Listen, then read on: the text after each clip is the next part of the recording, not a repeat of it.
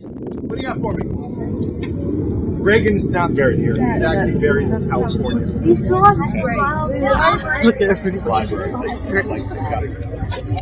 That part's huge. Okay, so John F. Kennedy and the other one. Let's see if anybody was paying attention yet. Who said it?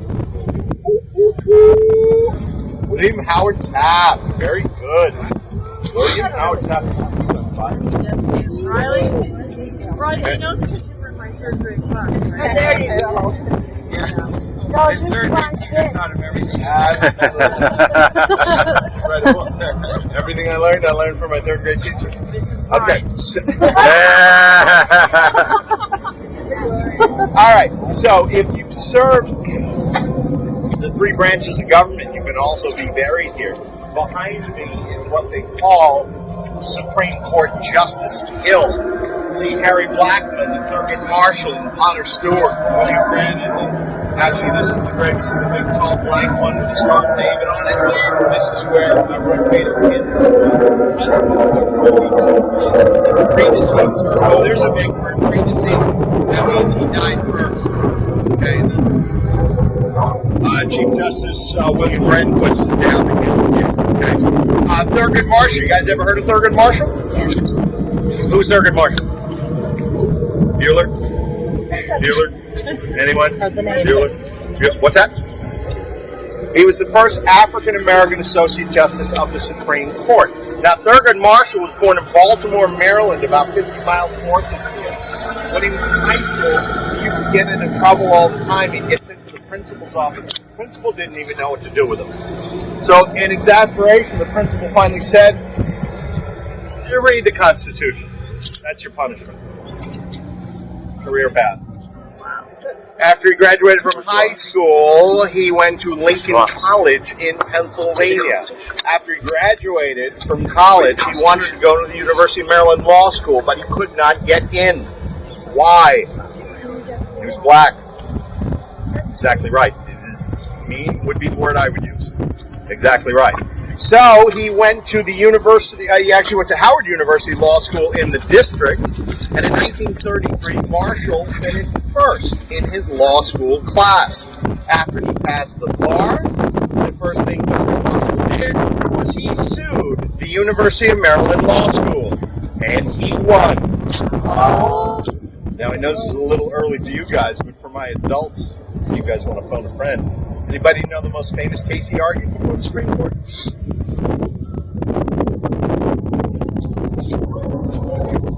1954, Brown versus the Board of Education. And what did Brown v. Board do?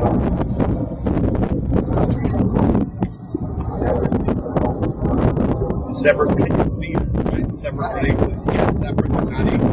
Right? You guys understand what that means? That means this trip would look very different if it wasn't for Thurgood Marshall of Education. Because white kids would go to white schools, black kids would go to black schools, and Hispanic kids would go to Hispanic schools. Okay? Separate, but equal. Again, they were not equal.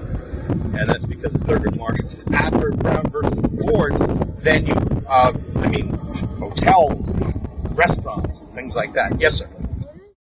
Do you remember where you were when he was shot? Elementary. You were in elementary school. Okay, I was in. Okay, no. The oldest. This is a big deal for the rest of you guys. I mean, you hear people talking about 9/11, and you don't really remember 9/11 because you were when he was born, right? But it's a big deal. It's part of your life now, isn't it? Well, this is kind of the same thing about the assassination of John F. Kennedy. Ask your grandparents, okay, where they were. They'll be able to tell you. Right? I mean, you know exactly where you were. It was an unbelievable shock to the country. First of all, it was more than 60 years since an American president had been assassinated. Okay? It happened in broad daylight on the streets of a major U.S. city. No one thought it could happen. A lot of people saw it. It was captured under film, for God's sake. Right? Okay, but you got to remember what did Kennedy represent in the 1960s?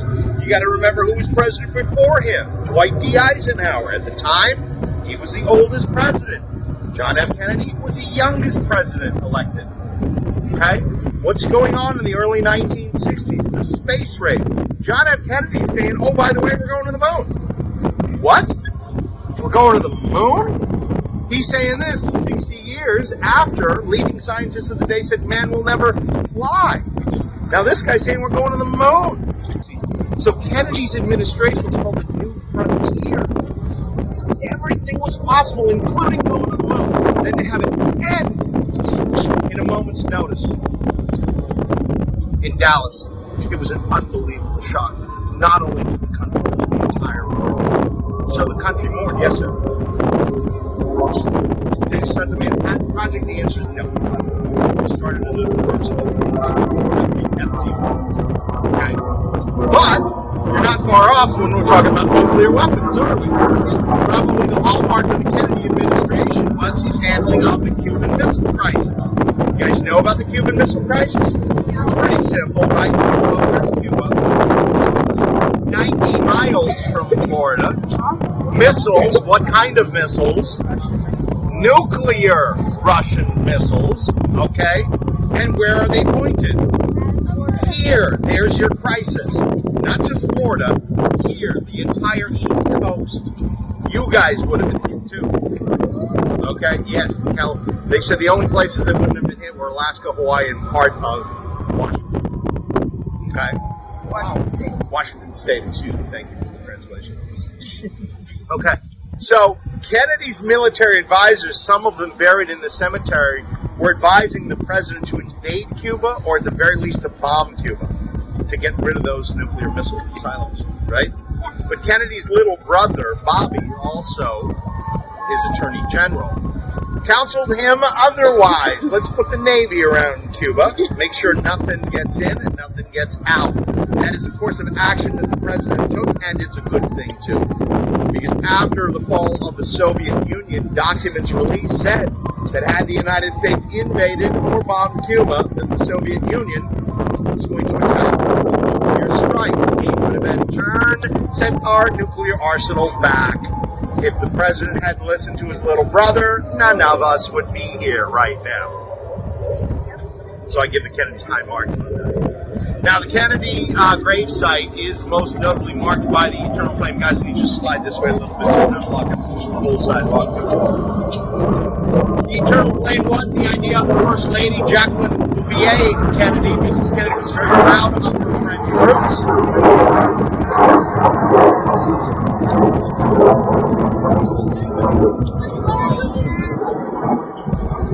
I don't think if you can't hear me, then I'll keep going. Oh, good. All right.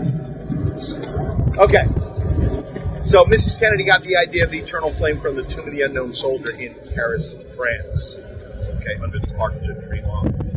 The president is buried there. Well, when Mrs. Kennedy, by the way, when she remarried, she forfeited her right to be buried here. However, when Mrs. Onassis passed away in 1994, Congress declared waves. He is buried here with her first husband and two of their children. Now, remember, one thing, Kennedy was the president. Okay, and when you see the graves of the children, one that just says daughter, and so that's why it just says daughter. She was stillborn. The other child, Patrick Bouvier Kennedy, would be 50 years old right now. He was born the summer before the assassination. He was born 5 weeks prematurely and only lived a couple of days. Okay. Now, along the walls here, you're going to see excerpts of Kennedy's inaugural address. In my opinion, it is the last great inaugural address given by a president. Just down the hill from President Kennedy's grave is the grave of his little brother and his Attorney General, Robert Francis Kennedy. After his brother was assassinated, Bobby became a senator from New York, and then in 1968, Robert Kennedy was running for the nomination of the President's Democratic Party, nomination of President of the United States. After winning the California primary, Robert Kennedy was assassinated at the Ambassador Hotel in Los Angeles, which I understand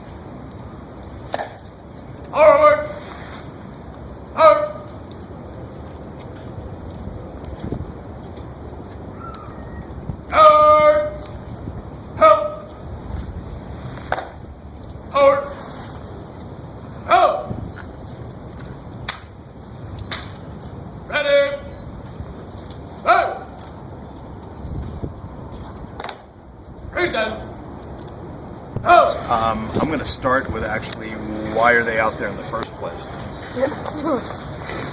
What do you think? I heard two of the unknown soldier and then It's not for think. soldiers that are missing or they died and never found their body. Yeah, very good.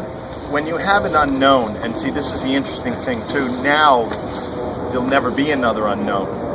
Why? DNA testing. Exactly right. Now, the way it used to be, I mean, during the Civil War, you know, the Union soldiers knew it was going to, one particular battle, the Battle of Cold Harbor in Virginia, the soldiers knew it was going to be bad, and what they did was basically, if you were killed in the Civil War, there was a 1 in 4 chance that you would be unidentified. So the Battle of Cold Harbor, what these guys would do is they would sew their names to the inside lining of their jacket so that when they were, not if they were killed, when they were killed, their bodies could be returned to the families. And from this we have dog tags. You guys know what dog tags are, right? Mm-hmm. They hang on to you, right? But even sometimes in some of those wars where they had dog tags, it was hard to identify pieces of bodies. So it was bad. I mean, and war is bad. But I think, again, one of the important things about this place is that there was only ever supposed to be one person buried here. And that's the unknown from World War I. But World War I, you guys may not know this yet, but World War I wasn't always called World War I. What was it called? Great War. Very good. It was also called something else, though. The war to end all wars. It was called the War to End All Wars. What do they know, right?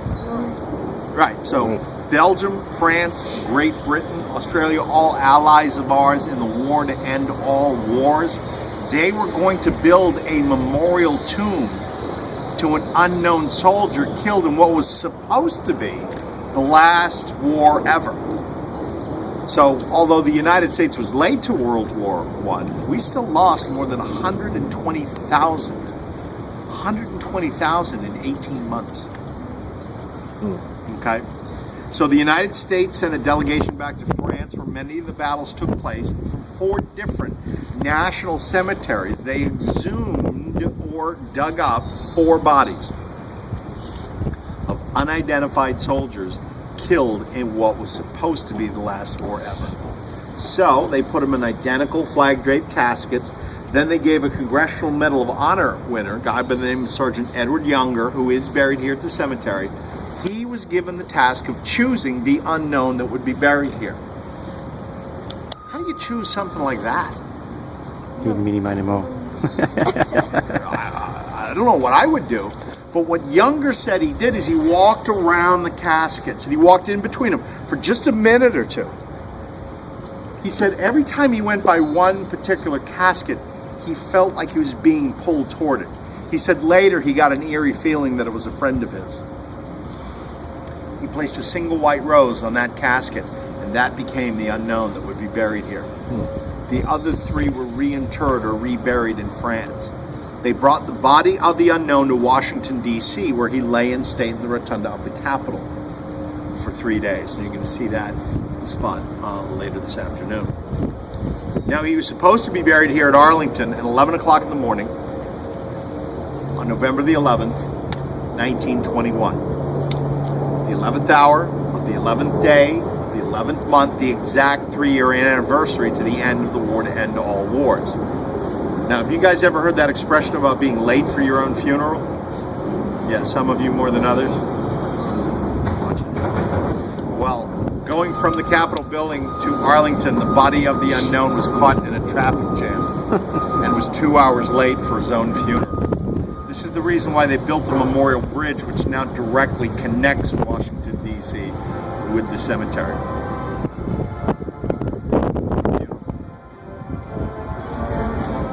Yep. So, we know it was not the war to end all wars because 20 years later we're at war once again. World War II. You have 2 theaters, as it was called, 2 different places where we fought the war. One in the Pacific, one in Europe and Africa. And they do a similar selection process from both theaters, and then They have 4 candidates, and on board the USS Canberra, a selection was made. The problem was this was 1950, so we were at war again in Korea. So they waited. They did a similar selection process for an unknown soldier from the Korean War, and then on Memorial Day of 1958, in a simultaneous ceremony, the bodies of the unknowns from World War II in Korea were laid to rest. Then on Memorial Day of 1984, there was an unknown soldier buried from the Vietnam War. However, in June of 1998, the body was exhumed and through DNA testing positively identified. Found out it wasn't even a soldier. It was an airman. His name's Michael Blassie. Blassie's body was returned to his family. Lieutenant Blassie is now buried in the National Cemetery outside of his hometown of St. Louis, Missouri. The vault that once contained his remains is empty today because of DNA testing. So, under the 50-ton block of marble, it says, "Here rests in honored glory an American soldier known but to God." Under that are the remains of the unknown from World War I. Then flush to the plaza, 3 marble slabs. To the right is the unknown from World War II. To the left, the unknown from Korea. And in the center, the empty vault that once contained Lieutenant Blassie's remains. Then you saw the mat, the runner, the soldier marching on it, a soldier from the 3rd Infantry Regiment, okay? U.S. Army. Marches 21 steps in front of the tomb, stops, turns, facing the tomb, pauses again for 21 seconds, turns, pauses again for 21 seconds. At this point, the rifle goes from one shoulder to the next. It is always between the tomb and you, because you are the perceived threat.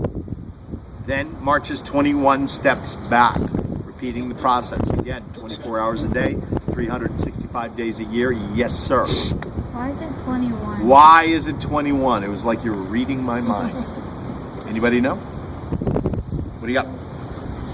Because 21, That is- because 21 was... They can't hear. I can hear you. They can't, though. Because 21 was the day that they were buried. The year they were buried, that's a very good guess, but not correct. We haven't actually heard one in the cemetery in every funeral. 21 They gun have salute. a 21 gun salute.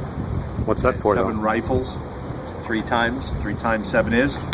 There you go. Now, where does the 21 gun salute come from? Well, there are actually a lot of explanations as to where it comes from. The one I personally like best is that it is our date of independence, 1776. Add the digits 1, 7, 7, and 6 together, you get 21 from the 21 gun salute. Okay? All right, again, to be a tomb guard, a sentinel, you have to be a member of the 3rd Infantry. You apply for it. 92% of the people that apply to be a tomb guard don't make it. What does that tell you about the 8% you saw out there? Pretty good, and they work really hard.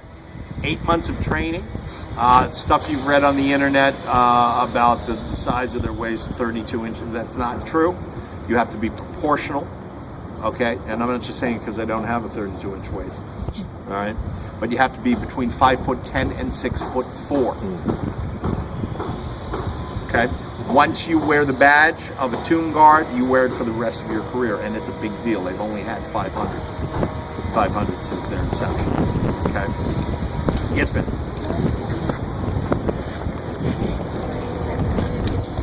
Good question. And the answer to both are yes.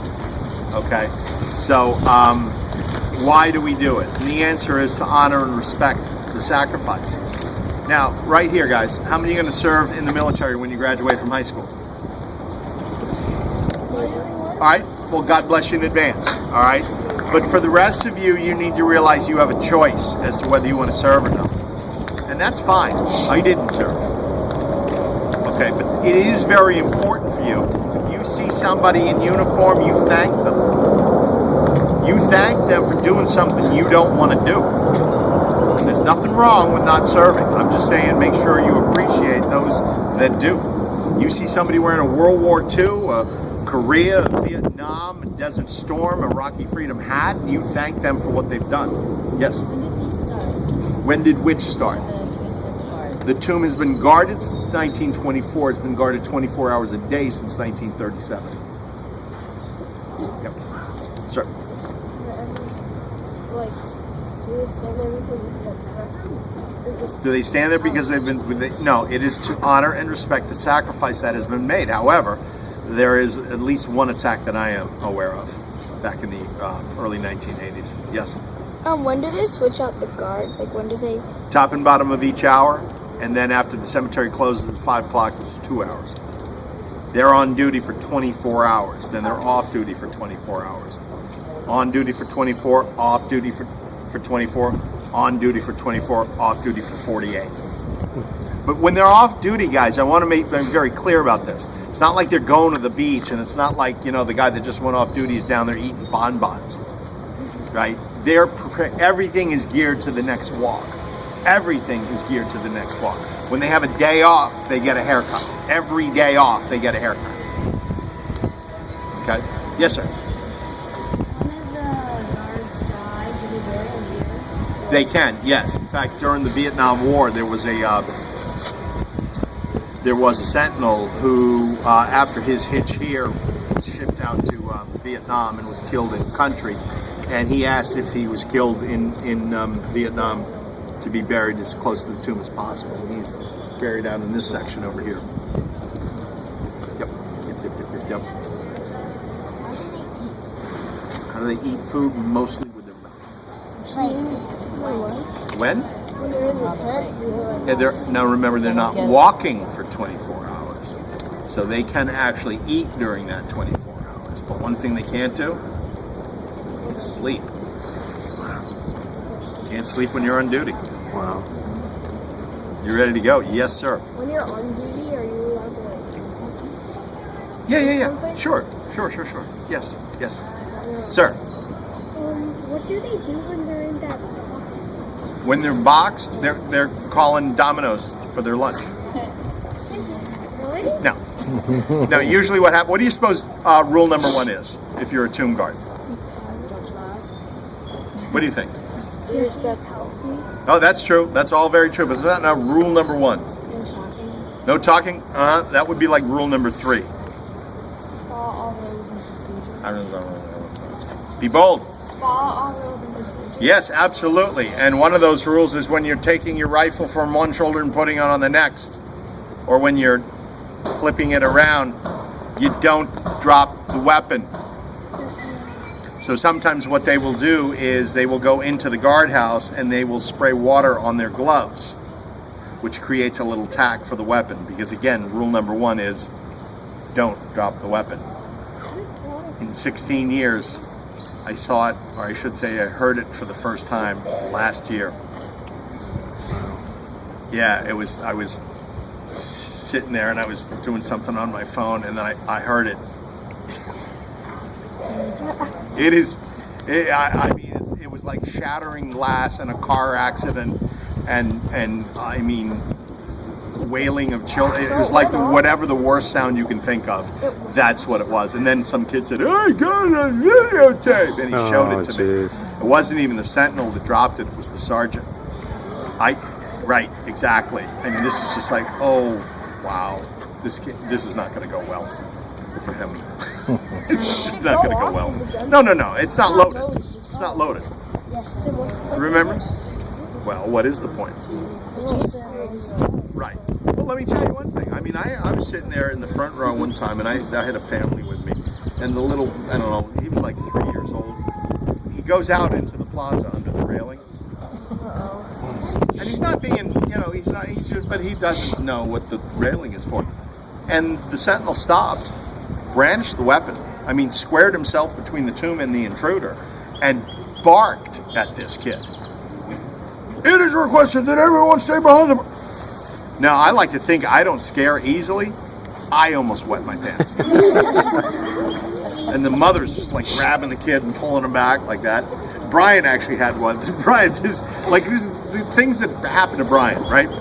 Brian has kids. I had almost a similar situation where Brian's kid jumps up and the phone hits and opens up. So that, first of all, shows you how long ago that was, right? First of all, I had the one where it was really hot, and like I said, it radiates up off the heat. The heat radiates off the marble. Kids jump up and kicks the bottle of water, and it rolls into the plaza, and it's going to the black mat. And it's just, this is like a car accident in slow motion. It's just like, no, and it rolls and it stops right in the rust stain right next to it. So it's in the path. And the kid says to me, should I go get it? Now, if I were a different kind of person, I would have said yes. But I said, no, let's see what happens. And now I'm intrigued because I've never seen this before, right? How's this gonna play out? I figured the guy would walk up to it and then just kind of kick it out of the way, and then someone would come pick it up, right? This guy never looked down. He never broke stride. He never did anything different than he walked over it like it wasn't even there. And then somebody came out later to remove it. Yeah. So it's crazy. Yes.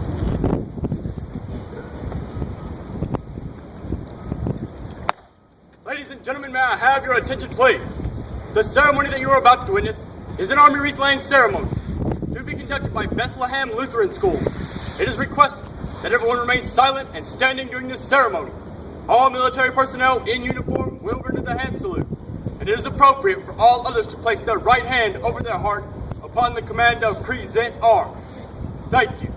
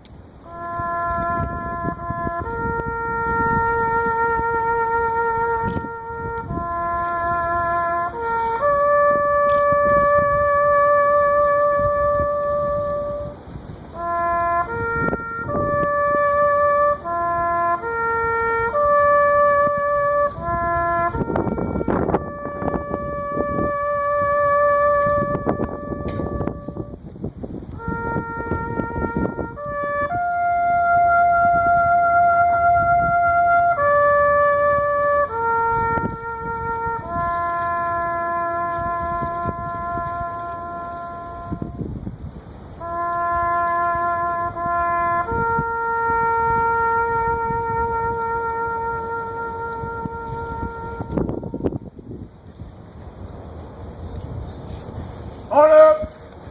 Oh!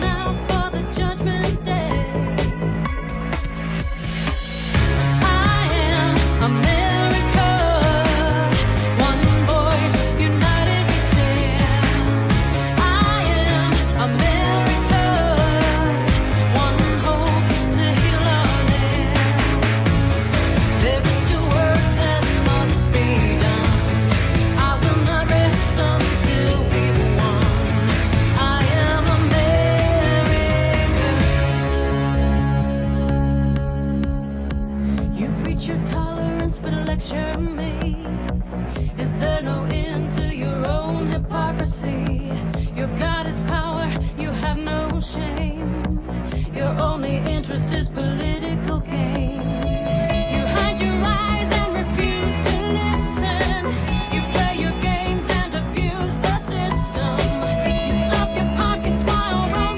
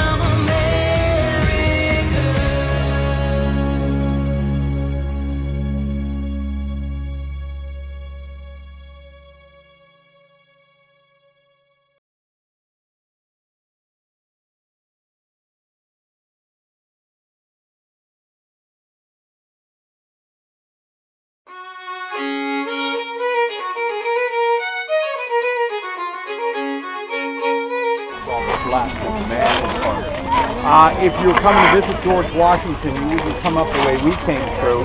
Like, look behind you guys. Wow. See the fence down there? That is where you would come through, okay? And again, remember, as you're riding up to the house, and again, remembering that somebody, a big deal, lives here, because remember, in colonial times, you're taxed according to the width of your house. This is another interesting thing about taxation back then, okay? The reason why we have armoires, anybody have an armoire in their house? You know what an armoire is? It's like a big cabinet, and you open the doors, and it's like a closet, okay? Right, but you guys probably all have closets in your house, right? Well, back then, the closet would have been considered another room. Okay, that's the reason, again, like I said, there's always a way around the taxes. So furniture makers started building armoires. And that's why we have armoires, to skirt paying the taxes, okay? Now, what's interesting in that is, even still, now, George, you would never have seen George Washington's bedroom if you were coming to visit him. But when you look in, there's the bedroom, and then in the back are George and Martha's, his and hers walk-in closet. So he's like, pay the taxes. No problem there. Okay? So, two kids. How many kids did George and Martha have? Four? There is? Zero.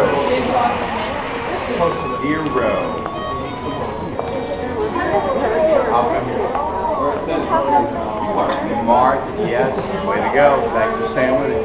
Martha was married before, very good. Daniel Parcussis. She had 4 children with him. Only 2 of them lived.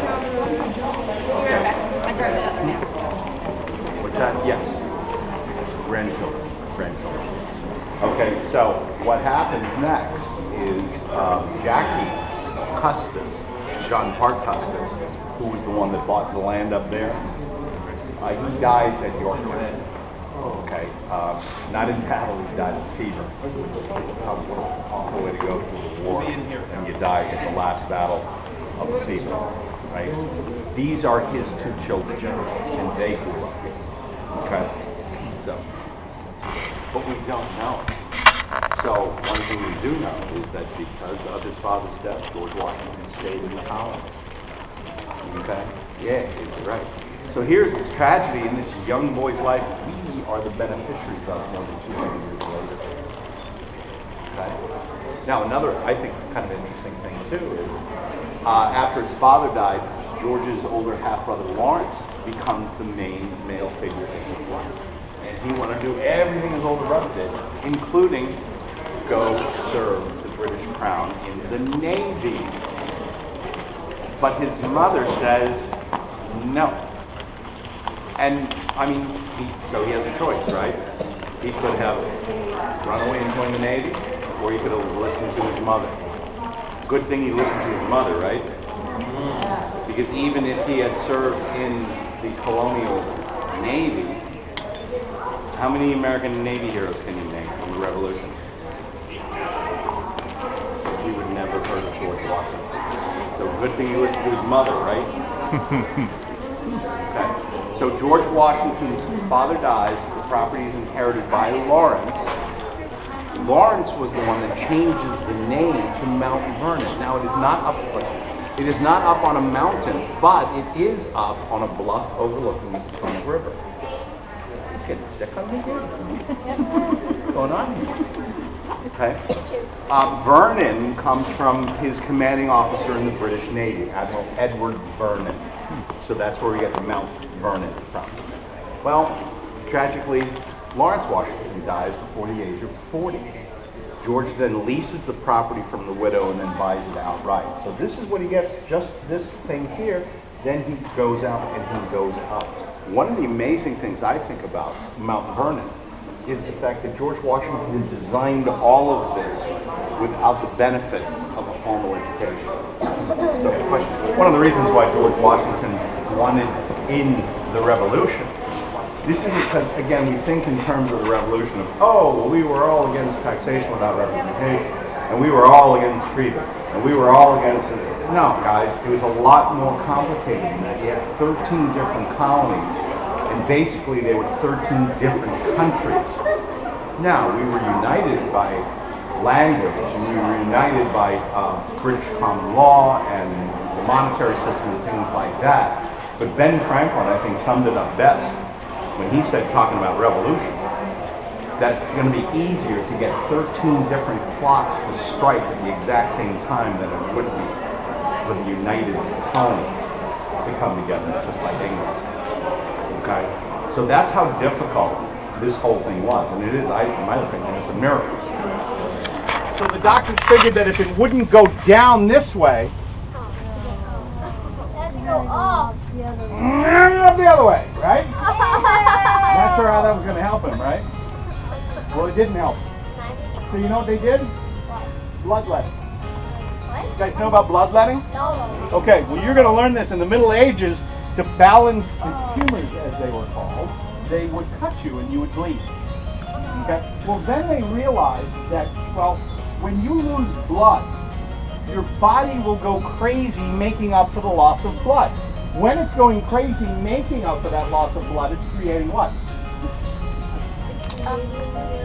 White blood cells, but specifically white blood cells. You guys know what white blood cells do? They fight infection. So here's the deal. Bloodletting works. Problem. In the 18th century, doctors figured that if a little bloodletting was good, a lot would be better. Now, the American Red Cross, when you guys are all old enough, I highly recommend that you donate blood. Okay? I do on a very regular basis. But I only give 1 pint of blood. 1 pint of blood. That's all the American Red Cross will take from me. And after that, they don't want to see me for 2 months, 6 weeks at the absolute earliest, for 1 pint of blood. They estimate in the last 36 hours of George Washington's life, they drained 3 pints of blood. After he died, he's buried right here. But George Washington, in his will, realized that, I mean, look where you are, guys. Okay? The tomb was already leaking at the time. He wanted to make sure at no point in time would he or his family members wind up in the middle of the Potomac River. So he ordered a new tomb be built. And then leading up to the centennial of his birth, centennial, what does that mean? Anniversary. 100 years. 100 years. His 100th birthday, they built a larger tomb further inland. So 25 family members from here were brought up to the new tomb. Where we're heading now. Anybody have any questions?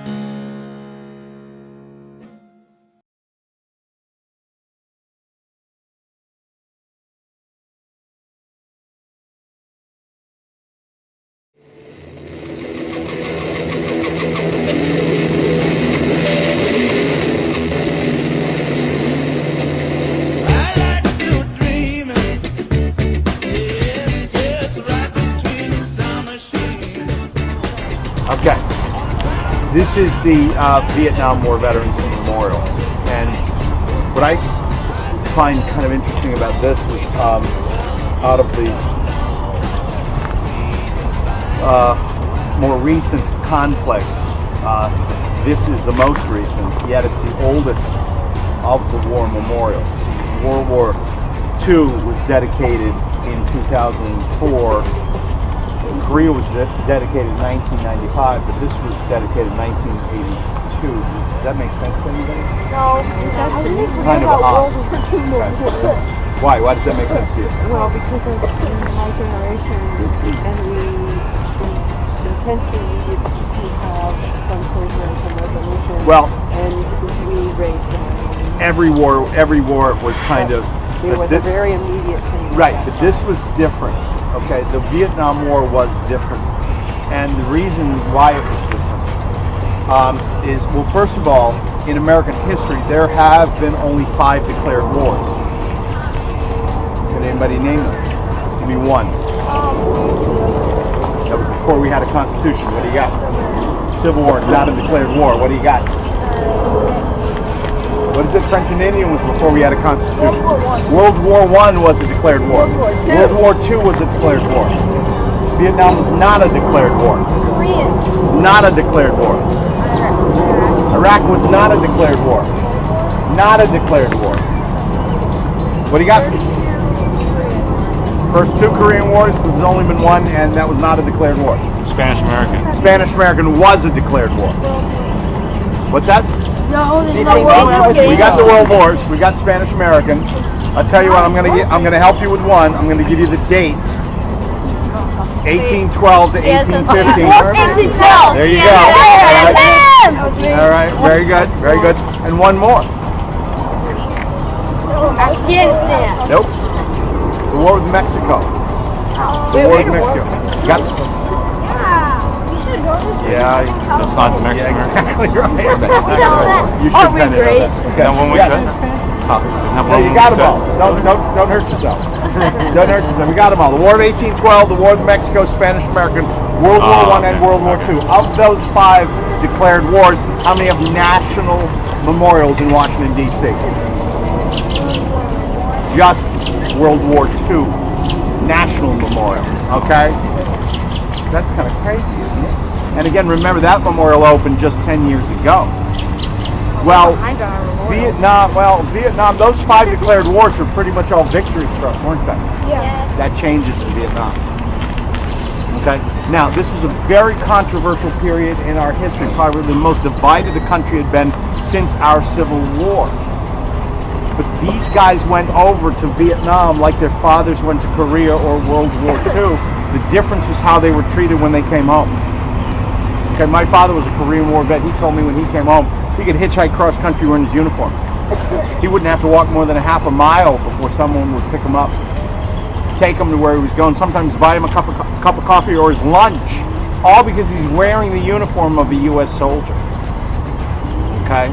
Vietnam vets were told not to wear their uniforms when they came home because of some horrible things some Americans would say.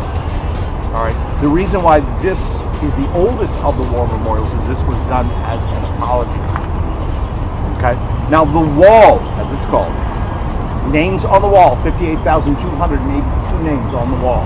Next to each name, you'll find a diamond shape, a cross shape, or a cross with a diamond superimposed over it.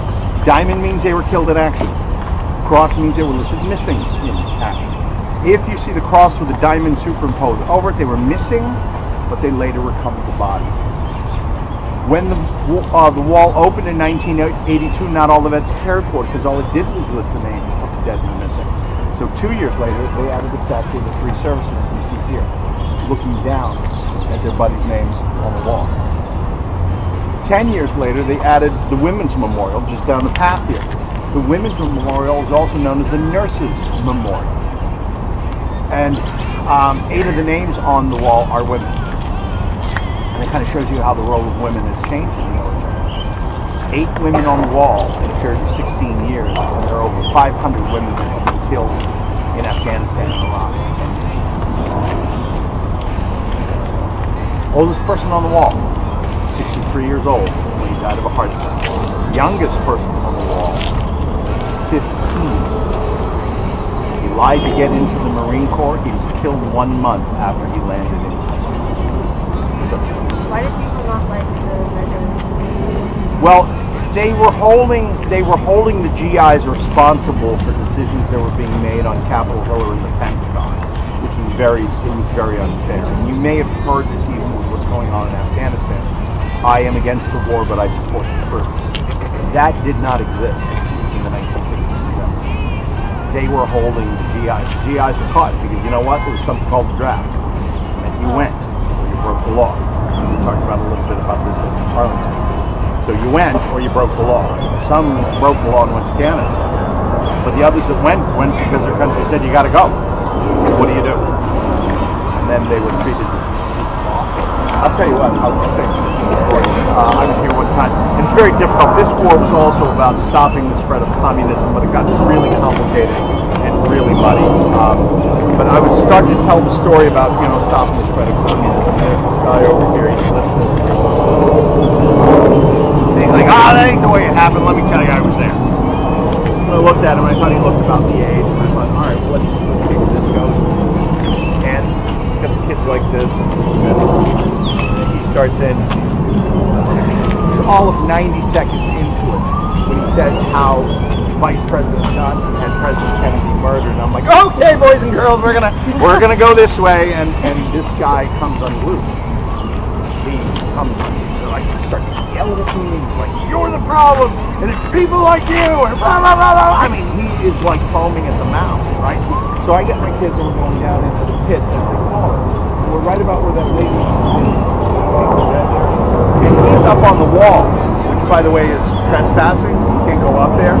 Now he's looking down at me, and he's still yelling. He's haranguing me like he's Mussolini from the balcony, right? And I'm just sitting down there, and now every eye in the place, not just my kids, every eye in the place is on me. What are you're killing me, Larry. You're killing me, right? And he is just, I'm frothing. And I'm looking at him, and I'm seeing. And then he stops. He looks at me, he says, "What are you looking at? What are you looking at?" And I'm sitting there looking at him thinking, I am looking at a pathetic, tortured soul. But saying that might not be the right thing to do. And this is I'd rather be lucky than good, but I looked at him and I said, "Listen, I don't know what happened to you over there, but thank you for your service." And you could see this electrical short circuit. The guy didn't know what to do. And he just walked away. And all my kids were sitting there and their eyes are like this. And I said to him, "You know what? I'm really glad you saw that." They're like, and I said, "Because it's important for you guys to know that not all the casualties from the Vietnam War are on this wall. Some of them came home and were never the same again." So it was one of those, moments that you could never recreate. So, but that's something for you guys.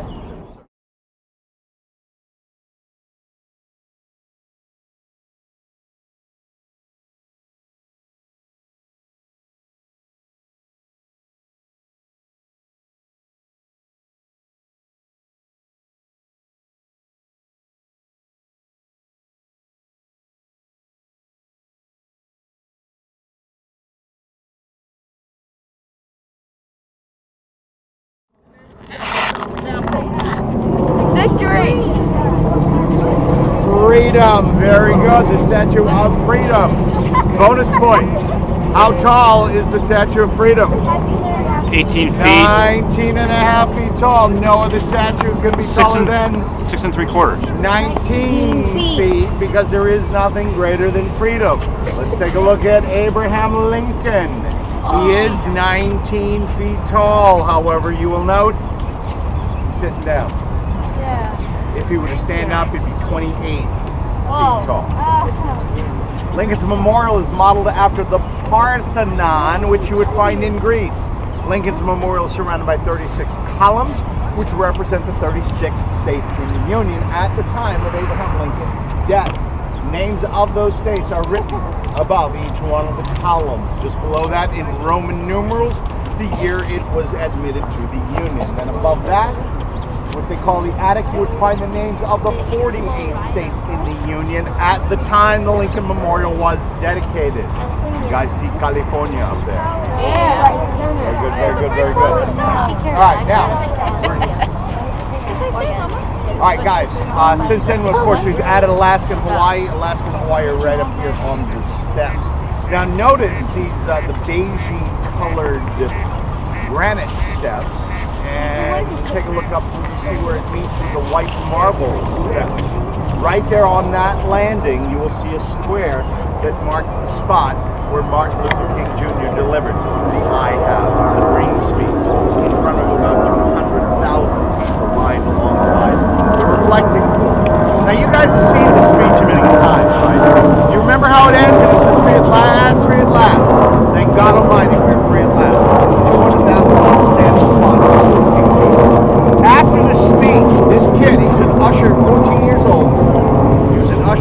event, the March on Washington. This kid walks up to King. He points to the speech. He says, "Can I have that?" King handed him the original draft of the I Have a Dream speech, all because he asked for it. Do you think there's a lesson there, ladies and gentlemen? Ask! What is the worst they can say? No. This guy's still out. Yes, sir. Killing me, Small. The answer is yes. Where is it? Right down here. Oh, it's gone. Let's touch back around. That's not Jenny! It is so nice to see you.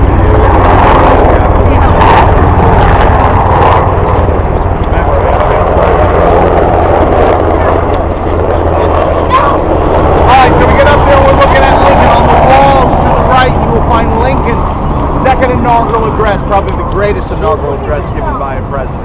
This is where he talks about what is going to happen after the war, how he's going to bring those southern states back into union with compassion, he says, with malice toward none and charity for all. On the other side, on the wall, you will find what I consider the greatest speech given in American history, and that, of course, is Gettysburg Address. Absolutely right. This speech is incredible for a couple of reasons. One, first of all, Lincoln, the President of the United States, was not even the featured speaker at the dedication ceremony of the Cemetery of Gettysburg. Can you imagine that? That honor went to Edward Everett. Remember him? Yeah, nobody does. All right. He was president of Harvard. He was the governor of Massachusetts or something like that. This guy gets up and he talks for 3 hours. The President of the United States is asked to make a few appropriate remarks. Lincoln gets up and talks for a little more than 2 minutes. After the speech, Edward Everett said to the president, "You managed to say in 2 minutes what I could not say in 3 hours." A reporter asked Lincoln how long it took him to write the Gettysburg Address. Lincoln said, "All my life." Okay? Now, in this 2-minute speech, Lincoln changes what the Civil War was about. Initially, to preserve the Union, but then to abolish slavery in this country. A new birth of freedom for all Americans. How does Gettysburg Address start? What is he talking about? What's a score? 20 years. Very good. So you talked about it? You did. Did I? Shh. He thought we were brilliant just for 1 second. You thought we were brilliant. All about you with score, man. Right, because you did talk about it over at MLK. Very good, very good. That means they were listening. You guys do that. You're testing us. So he's talking about the Declaration of Independence, and this is how he changes from preserving the Union to abolishing slavery. Okay? Any other questions? All right, that's all I had to say about that.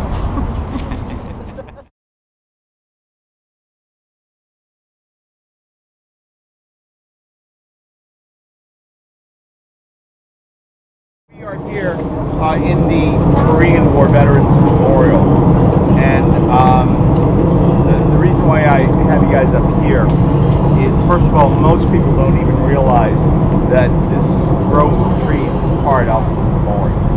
Okay? Because ordinarily what I would do would start at the World War II Memorial and then come down here, and from this field I would show you this from this vantage point, and what you would see is mythical patrol coming out of covered jungle. So in another couple of weeks, when we get leaves on the trees, it looks like jungle. And then what you see here, these soldiers walking across the rice paddies. The juniper bushes are rice paddies. In between them are black granite strips that are polished, and it looks like reflecting water.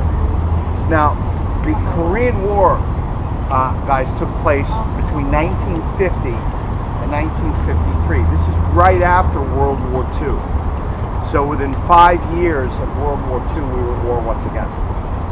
Now, do you guys know about the Berlin Wall? Yeah. Very cool. The teachers are all right. Yes. Yes, we are. Very good. I'm glad you saw that. So you know how the city of Berlin was divided, right? Okay. And then that line then became a wall that went clear across the country, creating two separate countries, right? Let me tell you one thing. When I was your age, and I really sound old here, don't I? Right? I never thought that wall would ever come down. Because the communists had control of the east side, and the west was a democratically elected government. Well, guys, the same thing, the exact same thing happened after World War II on the Korean Peninsula, where the Korean Peninsula was divided north from south, and it was divided at the 38th parallel. Okay. And I'm sorry, I'll try to quiet down so you guys. What does that mean, the 38th parallel, you know, longitude and latitude? Oh, okay. Okay. That's why it's important to know that stuff. Okay. Longitude, 38th parallel. So the communists had control of the north. The south was a democratically elected government. But in June of 1950, the communist north invaded the south. Now, the president at the time was Harry Truman. And Truman came up with this policy, which is now called the Truman Doctrine, that said if any of our friends or allies were harassed by communists, and really back then we meant the Soviet Union, okay? You guys know what the Soviet Union is today? Russia, very good, okay? What's that? Oh, really? Have you been seeing what's going on in Crimea? Oh, that's my little political thought for the day. Okay, that's my loud voice thought. Yep. Well, how about that? That's what I'm saying. Yeah, this past week, they're throwing rockets at each other in North and South Korea. And can you believe me? Hold on, one more thing. Okay. So in June of 1950, the Communist North invaded the South, and this is how we got involved. Because again, President Truman's doctrine said we would come to their aid. Now remember, this is not an American war; it's a UN war, United Nations. Okay. Now, for the memorial, what the vets wanted is they wanted 38 statues to represent the 38th parallel, but they didn't have room and not enough money, so they cut the number down to 19. That's what you see down here is 19 stainless steel statues. All branches of our armed services are represented here. Notice them all wearing the ponchos? Ponchos symbolize the awful weather conditions faced by the Korean War vets. Summers were hot, humid, it would rain for weeks at a time, and it was winter. To the left of the statues, you see this kind of low wall here, and in this wall you will find the names of the 22 United Nations that send combat troops or medical support to help defend Korea. On the opposite side here, the taller polished granite wall. And in this wall, you're going to see faces etched, actually lasered right into the granite, taken from thousands of anonymous photographs of support personnel, both men and women that served in Korea. But also in the wall, you will see the reflections of the 19 statues. So you have 19 statues and 19 reflections, and that equals 38. 38 also, you like that? Now, also 38 representing the duration or the length of the war. Now, when they're walking, there is the flagpole. Next to the flagpole is the Pool of Remembrance. And the Pool of Remembrance is dedicated to the more than 54,000 Americans killed in 38 months of fighting in Korea. 54,000 in 38 months. Korea is often referred to as the Forgotten War because it's wedged between which two wars? World War II and Vietnam. You're half right. Vietnam. This is part of the Cold War. This is part of the Cold War because we're fighting the Soviets and actually the Chinese as well, but we're doing it in Korea. Well, yes, because they are still backed by China. The North Korea is backed by China and to some degree Russia. Okay, and the southern part of South Korea is still war. You know, we have troops over there still, and actually when Kim Jong-il tore up the 53 peace accord, we're technically in war. Okay, sir. The Soviets and the Chinese are communists. Are they really close allies? What is that thing about keep your friends close and your enemies closer. Yeah. So they're allies, but they're not friends. Okay. Does that make sense? Yeah. It's The enemy of my enemy is my friend. Yes. Yeah. Yes. Maybe that's what I was trying to say, and I need more comment. Yeah. So, any other? Did you have a question? Nope. Any other questions?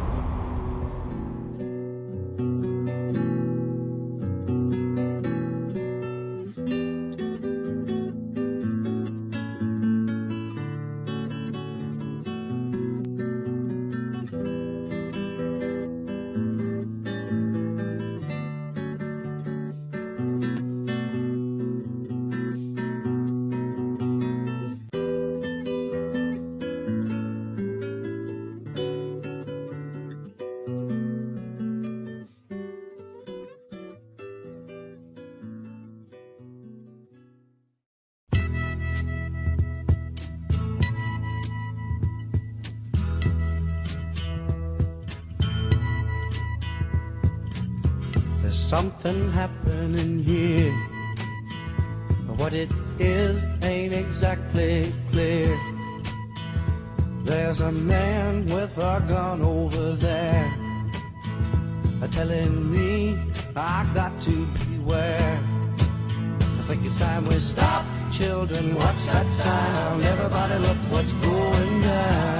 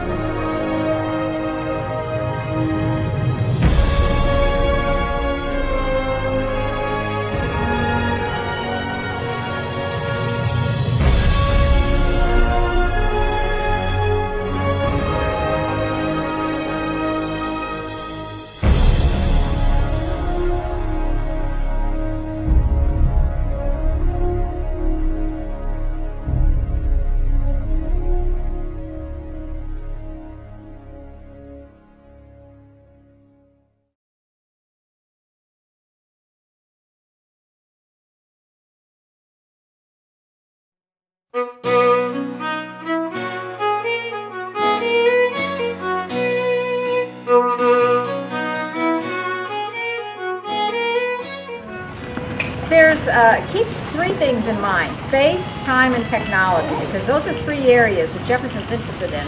And I'm not going to touch on them specifically in every room, but I think you're going to see it as we go through. He inherits the property from his father, Peter Jefferson. Peter Jefferson is a surveyor. He gets his lands through land grants from the king. And eventually he's going to Jefferson's going to start to build here.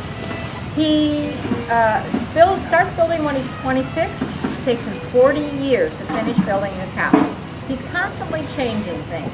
He said, putting up and pulling down is one of my favorite amusements. Now, the house that he starts out with is only 2 stories and 8 rooms. And what he ends up with 40 years later is what you're looking at today. It's a neoclassical design.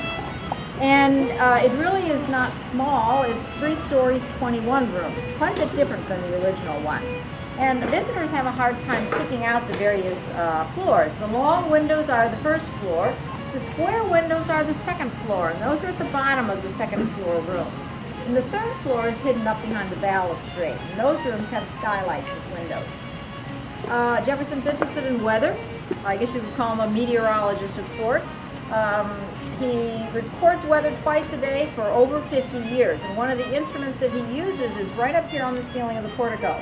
This is a wind plate that he connects to a weather vane, and by doing it this way, he can see what the wind is doing without going out of the house to check the weather vane.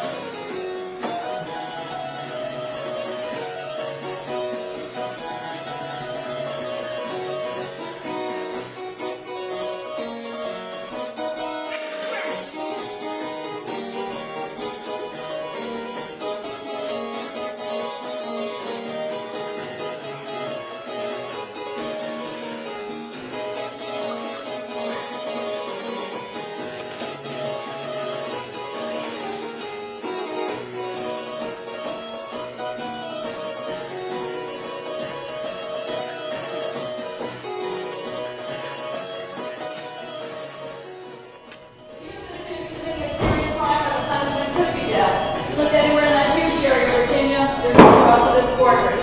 For the most part, this courtroom is a holding, or our jail, excuse me, we brought to our jail. For the most part, our jail is a holding prison for this courtroom. People were rarely sentenced to jail terms, although it did happen from time to time. You might spend a month or two in that jail. These court sessions meet about once each season, for about 10 to 14 days. When I go through court dockets, I see no more than 17 to 23 prisoners waiting for a day in court, so there's not that many. So you might have spent a month or two in that jail, you'll be marched up the hill in your chains. Did you get a beard today? Did you have a beard in today? Essentially all of that.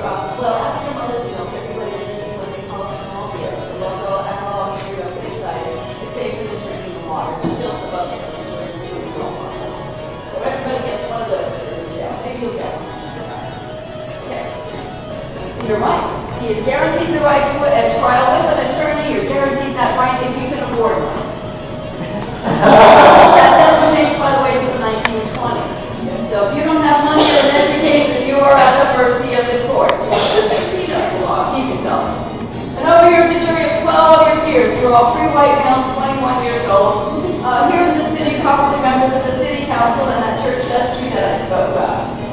You're guaranteed the right to a trial by jury going back long before the Magna Carta, before 1215, back to about 870 AD, the time of the Dane laws. Okay, so you just spent a month or so in that jail, you're marched up the hill in your chain, stand through the bars. You can present your own case. Let me ask some questions.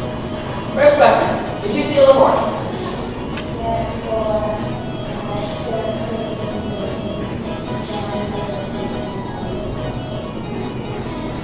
The royal governor asked you to steal a horse?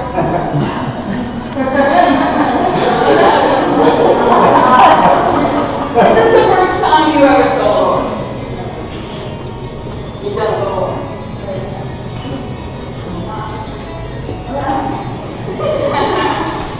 Is this the first time you ever got caught stealing a horse?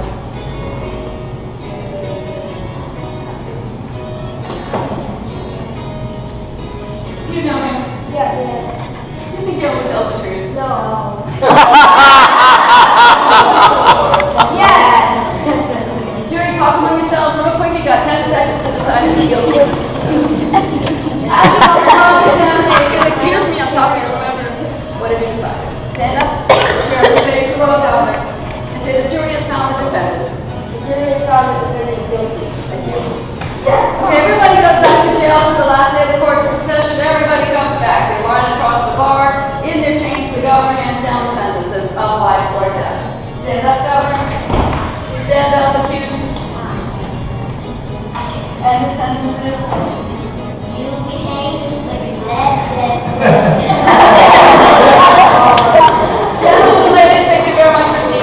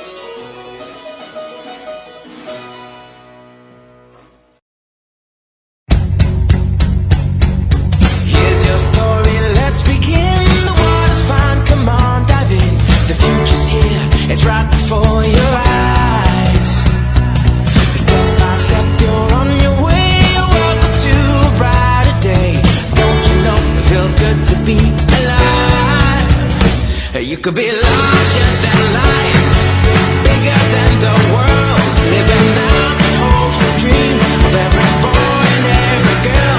You could fly higher than the sky, shine brighter than the stars. You could have all you ever wanted, shoot the moon and reach for Mars. You know you could. Times are changing everywhere. Do we dream and do we dare? It's up to you. The door is open wide. Feel the rhythm of today. Learn a part and join the play. The world is here. Let's take it for a ride. You could be larger than life, bigger than the world, living out the hopes and dreams of every boy and every girl. You could fly higher than the sky, shine brighter than the stars. You could have all you ever wanted, shoot the moon and reach for Mars. You know you could. Yeah, times are changing everywhere. Do we dream and do we dare? It's up to you. The door is open wide. Feel the rhythm of today. Learn a part and join the play. The world is here. Let's take it for a ride. You could be larger than life, bigger than the world, living out the hopes and dreams of every boy and every girl. You could fly higher than the sky, shine brighter than the stars. You can have all you ever wanted.